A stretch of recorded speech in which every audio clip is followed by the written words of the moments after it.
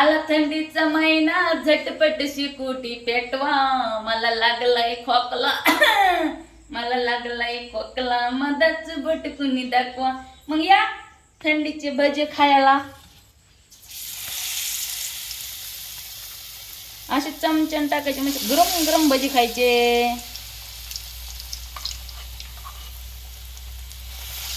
थोडा गॅस कमी करायचा म्हणजे भजे करपायचे नाही. माऊली खावा करून खाल्लं पाहिजे. आपलं कोणाचं करून खायला त्याच्यामुळे करून खायचं बाई.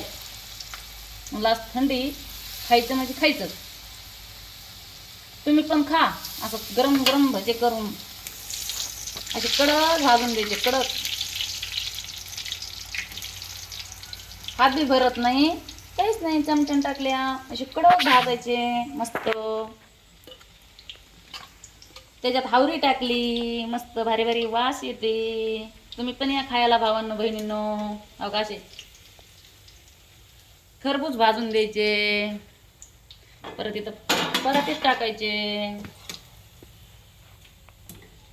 परत असे दुसरे काढायचे. तेल पोळून घेऊ नका.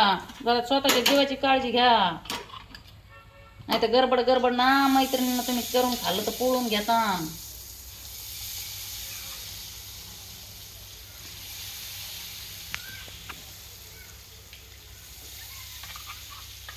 हावरी पण आली पाहिजे त्याला. हावरी खाली थंडीची चांगली असती आणि भजे पण खायला चांगले लागतात.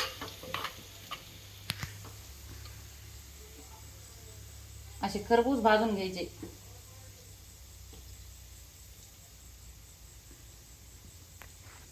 आला थंडीचा महिना ग जीवाची झाली माझ्या दैना ग. असे भाजून घ्यायचे भावांनो बहिणींनो. थंडीचं करून खा बहिणींनो. तुम्ही पण खा आणि माझ्या भावांना माझ्या भाषांना पण करून खाऊ घाला.